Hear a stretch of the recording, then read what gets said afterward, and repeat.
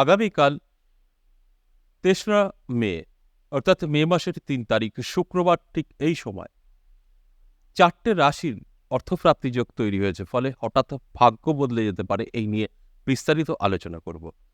আপনারা জানেন এই অর্থপ্রাপ্তি যোগ আমি প্রত্যেকটা দিনই কিন্তু আলোচনা করি, অর্থাৎ ১২টি রাশির মধ্যে কোনো না কোনো রাশির অর্থপ্রাপ্তি যোগ তৈরি হয়, তাদেরকে অ্যালার্ট করার কাজ করি। এই প্রোগ্রামের অর্থ হচ্ছে আপনাদের অ্যালার্ট করা, অর্থাৎ যে ৪টে রাশির নাম এখন আমি বলবো, এই ৪টে রাশিকে অ্যালার্ট করব যে আপনার কিন্তু আগামীকাল ভালো সময়, অর্থাৎ হঠাৎ ভাগ্য বদলে যেতে পারে। সেটা হতে পারে আপনি রাস্তায় পড়ে পাবেন কোনো অর্থ, হতে পারে আপনার গচ্ছিত অর্থ কিছু রিটার্ন পেতে পারেন, হতে পারে আপনার ধার দেওয়া টাকা সেখান থেকেও আপনি রিটার্ন পেতে পারেন। সেটা হতে পারে ১০ টাকা বা কোটি টাকা। এটাই অর্থপ্রাপ্তি যোগ। আর এই অর্থপ্রাপ্তি যোগ আপনার জীবনে যদি ঘটে, অর্থাৎ আমি বলবো আপনার রাশি আছে আর আপনার সাথে মিলে যাবে তা কিন্তু নয়। অর্থপ্রাপ্তি যোগ কিভাবে তৈরি হয়? রাহু শুক্র মঙ্গল দ্বারা। তাই রাহু শুক্র মঙ্গল যাদের ভালো থাকবে তাদেরই কিন্তু এই অর্থপ্রাপ্তি যোগ ঘটবে। আর আপনার সাথে যদি এরকম ঘটনা ঘটে, তাহলে আপনি বুঝতে পারবেন যে খুব অল্প দিনের মধ্যে আপনি কোটি টাকার মালিক হতে পারেন। হতে পারে আপনি রাস্তায় ১০ টাকা পড়ে পেয়েছেন, হতে পারে ১০০ টাকা। ভুল করেও কাউকে দান করবেন না, ভগবানের আশীর্বাদ এটা। আর যদি কোটি টাকা পেয়েই যান তাহলে তো পেয়েই গেল। কিন্তু অনেকে ভুল ধারণা আপনাদের মধ্যে আছে যে অর্থপ্রাপ্তি যোগ মানে লটারি। একদম ভুল। লটারির সাথে অর্থপ্রাপ্তির কোনো রকম যোগসূত্র নেই। আপনি এটাও বলতে পারেন, তাহলে আপনি লটারি কাটার সময় কেন বলছেন? দেখুন, বহু জাতক এবং জাতিকা আছেন তারা নেশা করে ফেলেছেন। লটারি প্রত্যেক দিন তাদের কাটতে হয়। তাদের জন্য সময়টা বলা হয় প্রত্যেক দিনের। মানে একটা প্রোগ্রামে দুটো পয়েন্ট বলে দেওয়া হয়। তার মানে এই নয় যে এই অর্থপ্রাপ্তি যোগ মানে আপনার রাশি আছে লটারি কাটুন, এরকমটা কিন্তু নয়। এছাড়া আপনার আদৌ লটারি প্রাপ্তি যোগ আছে কিনা সেটা জানতে হলে আপনার পার্সোনাল জন্মছক বা হস্তরেখা বিচার বিশ্লেষণ করাতে হবে, তবে সঠিক জানতে পারবেন। সেটা করিয়ে নেবেন। আর যদি মনে করেন যে না এটা অর্থপ্রাপ্তি যোগ আর আমার রাশি আছে, চলো লটারিই কাটবো, কোটিপতি হব, তাহলে নিজের দায়িত্বে নিজে সর্বনাশ করবেন, কারোর কিছুই হবে না। তো এই ভুলগুলো করবেন না। আপনাকে অ্যালার্ট থাকতে হবে, এই অর্থপ্রাপ্তি যোগ তৈরি হয়েছে কিনা সেটা ভালো করে আপনার জন্মছক বা হস্তরেখা মিলিয়ে দেখতে হবে। তারপর আপনি প্রস্তুতি নিতে পারেন যে না আপনার সাথে এগুলো ঘটবে, তাহলে রেডি থাকুন। দেখুন, এই আলোচনার উদ্দেশ্য একটাই, সেটা আপনাদের অ্যালার্ট করা। যারা অ্যালার্ট থাকবেন তাদের ভাগ্য বদলাবে, যারা অ্যালার্ট থাকবেন না অর্থাৎ কোনো কিছু মিলিয়ে নেবেন না, আপনার রাশি আছে দাবি আমি সব পাবো, তারাই ভুল করবেন। আমি সব সময় বলি যে আগে ভালো করে বুঝতে হবে, জানতে হবে, তারপর সেই সম্পর্কে কোনো না কোনো পথ আপনি বেছে নিতে পারেন। না জেনে শুনে কোনো সিদ্ধান্তই নেওয়া সঠিক নয়। তাহলে আসুন এক এক করে আমি এই ৪টে যে রাশির কথা বলছি নামগুলো বলি। দেখুন এর মধ্যে আপনার রাশি আছে কিনা। তার আগে ছোট্ট একটা কথা বলি। দেখুন, সবার আগে আমাদের গ্রহের গোচর কি বলছে সেটা জানতে হয়। আর সেটা জানতে হলে আপনাকে কোনো না কোনো অ্যাস্ট্রোলজারের সঙ্গে পরামর্শ করতে হবে। তাই সেটা করে নেওয়াটাই ভালো। এছাড়া আপনি আমার সাথেও যোগাযোগ করতে পারেন, অফলাইন অনলাইন দুটোই চালু আছে।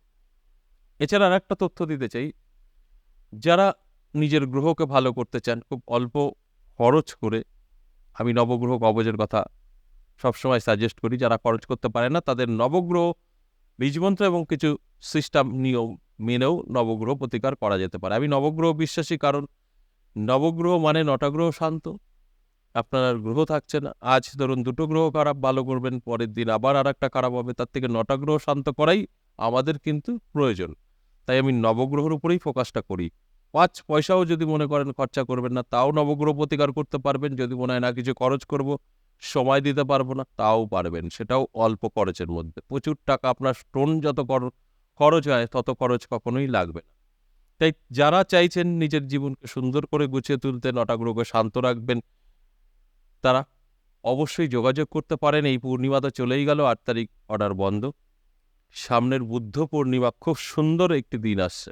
এই বুদ্ধ পূর্ণিমার মধ্যে আপনারা কবচটা বানিয়ে নিতে পারেন এবং আপনাদের আরও অনেক রকম সমস্যা থেকে বেরিয়ে আসতে পারবেন এই বুদ্ধ পূর্ণিমা কাজে লাগিয়ে।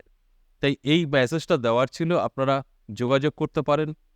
সময় অনেকটাই কম, কারণ অমাবস্যার পর থেকেই কিন্তু আমাদের এই বুদ্ধ পূর্ণিমার যে কবচ এবং যেগুলো আপনারা আপনাদের সমস্যা থেকে বেরিয়ে আসবেন, এগুলো কিন্তু বুকিং শেষ হওয়ার পথে থাকবে। কারণ বুদ্ধ পূর্ণিমাটা আমি অত্যন্ত গুরুত্ব দিই এবং আপনাদেরও বলি যে একটা ভালো সময় ভালো কিছু করলে খুব ভালো কাজ আপনারা পেতে পারেন। তাই অমাবস্যা তো যারা পারলেন না, বুদ্ধ পূর্ণিমায় অবশ্যই করে নেওয়ার চেষ্টা করবেন। যোগাযোগ করবেন হোয়াটসঅ্যাপে, ভয়েস পাঠাবেন। আমাদের এখান থেকে যারা আছেন অ্যাসিস্ট্যান্ট তারা আপনাদের বুঝিয়ে বলে দেবে কি সিস্টেম। প্রথমেই যে রাশির কথা বলবো সেই রাশিটি কিন্তু অবশ্যই কুম্ভ রাশি। আগামীকাল হঠাৎ করেই ভাগ্য বদলে যেতে পারে। আর আপনার কুম্ভ রাশি, আপনি প্রতিনিয়ত লটারি কাটছেন, নেশা করে ফেলেছেন, আপনার জন্যও কিন্তু ভালো সময় অপেক্ষা করছে, ভিডিওর শেষে থাকবে। আর আপনার কুম্ভ রাশি, আপনি হয়তো ভাবছেন যে কুম্ভ রাশি মানেই লটারি কাটতে বললো, চলো লটারি কাটি। এই ভুলটা করবেন না। কুম্ভ রাশি মানেই কিন্তু লটারি কাটা নয়। কুম্ভ রাশির জাতক জাতিকাদের মধ্যে যারা প্রতিনিয়ত লটারি কাটে তাদের জন্যই সময়টা বলা হবে, সকলের জন্য নয়। এই কথাগুলো আগে ভালো করে জানতে হবে, বুঝতে হবে। আর যদি মনে হয় যে না, আপনার আদৌ লটারি থেকে প্রাপ্তি ঘটবে কিনা শিওর হতে চাইছেন, জানতে চাইছেন, আপনার জন্মছক বা হস্তরেখা বিচার বিশ্লেষণ করুন, সেখান থেকে সঠিক তথ্য কিন্তু জানতে পারবেন। ২ নম্বর যে রাশির কথা বলবো, মেষ রাশির দারুণ সময় থাকবে মেষ রাশির জাতক জাতিকাদের। আগামীকাল হঠাৎ ভাগ্য বদলে যেতে পারে। আর আপনার মেষ রাশি, আপনি প্রতিনিয়ত লটারি কাটেন, নেশা কাটতেই হবে। তাহলে অবশ্যই আমি যে সময় বলবো সেই সময় মেনটেন করে একটি টিকিট কাটবেন। প্রত্যেক দিন সময় বলি। আর যারা আজ প্রথম দেখছেন কিন্তু আপনার মেষ রাশি, ভাবছেন হয়তো লটারি কাটতে বললো, সময় বলবে সকলের জন্যই, একদম না।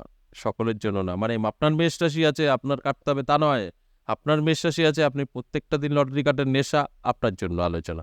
আর আপনার মেষ রাশি, আপনি কখনোই লটারি কাটেনি, প্রোগ্রাম থেকে কাটতে যাবেন না। আর যদি মনে হয় আপনার আদৌ লটারি থেকে প্রাপ্তি ঘটবে কিনা শিওর হতে চাইছেন, তাহলে অবশ্যই আপনার জন্মছক বা হস্তরেখা বিচার বিশ্লেষণ করুন, সঠিক তথ্য জানতে পারবেন।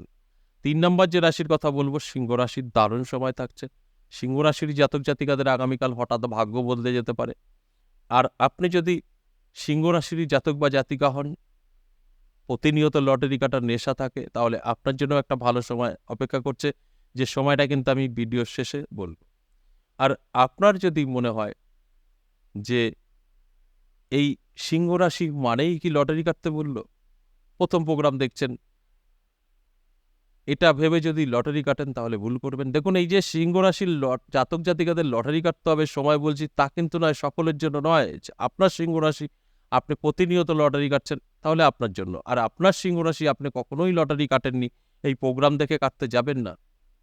আর আপনার যদি মনে হয় আপনার সিংহ রাশি, আপনার আদৌ লটারি থেকে প্রাপ্তি ঘটবে কিনা জানতে চাইছেন, তাহলে অবশ্যই আপনার জন্মছক বা হস্তরেখা বিচার বিশ্লেষণ করিয়ে নিন, সঠিক তথ্য জানতে পারবেন। সর্বশেষ যে ৪ নম্বর রাশির কথা বলবো, সেটা কন্যা রাশির দারুণ সময় থাকছে। কন্যা রাশির জাতক জাতিকাদেরও কিন্তু আগামীকাল দুর্দান্ত সময়, হঠাৎ ভাগ্য বদলে যেতে পারে। আর আপনার কন্যা রাশি, আপনি প্রতিনিয়ত লটারি কাটেন, নেশা, লটারি না কেটে থাকতে পারেন না, তাহলে আপনার জন্যও ভালো সময় অপেক্ষা করছে। সময়টা ভিডিওর শেষে থাকবে। আর আপনার যদি মনে হয় যে কন্যা রাশি মানেই হয়তো লটারি কাটতে বলল, আজকে প্রথম প্রোগ্রাম দেখছেন, তাদের উদ্দেশ্যে বলবো যে না, এটা ভুল, সঠিক করে আগে ভালো করে বুঝতে হবে আপনাকে। দেখুন, আপনার কন্যা রাশি, আপনি প্রতিনিয়ত লটারি কাটেন, সময়টা আপনার। আর আপনার কন্যা রাশি, আপনি কখনোই লটারি কাটেননি, এই প্রোগ্রাম শুনে কাটতে যাবেন না। আর যদি মনে হয় যে আপনার কন্যা রাশি, আপনি আদৌ লটারি থেকে কিছু পাবেন কিনা, প্রাপ্তিযোগ আছে কিনা জানতে চাইছেন, আপনার জন্মছক বা আপনার হস্তরেখা বিচার বিশ্লেষণ করুন, সেখান থেকে সঠিক তথ্য জানতে পারবেন। এবার দেখুন, এই যে ৪টে রাশিকে নিয়ে আলোচনা করলাম, এই ৪টে রাশির সকলের সাথে কি মিলবে? না। এই ৪টে রাশির মধ্যে যাদের জন্মছক বা হস্তরেখায় রাহু শুক্র মঙ্গল ভালো থাকবে, তাদের সাথে মিলবে। যাদের খারাপ থাকবে, মিলবে না। এটা আপনার দায়িত্ব ভালো করে মিলিয়ে নেওয়া। এবার আসুন, যে ৪টে রাশিকে নিয়ে আলোচনা করলাম, তাদের মধ্যে প্রত্যেকটা দিন যারা লটারি কাটে তাদেরকে সময় বলবো বলেছি, এখন বলবো। দেখুন, আগামীকাল একটা ভালো সময় বেরিয়েছে, যে সময় মেনটেন করে একটি টিকিট কাটলে আপনার ভাগ্য বদলেও যেতে পারে। সময়টা দুপুর ১২টা থেকে দুপুর ২:২০। অত্যন্ত শুভ সময়। এই সময় মেনটেন করে একটি টিকিট কাটতে পারেন। আর যদি এই সময়টা বের করতে না পারেন, ভীষণ ব্যস্ত, তাহলে সারাটা দিন আপনার জন্য শুভ। যখন খুশি একটি টিকিট কাটতে পারেন। আজ এ পর্যন্ত, আবারও আসবো নেক্সট ভিডিও নিয়ে। ততক্ষণ ভালো থাকুন। নমস্কার।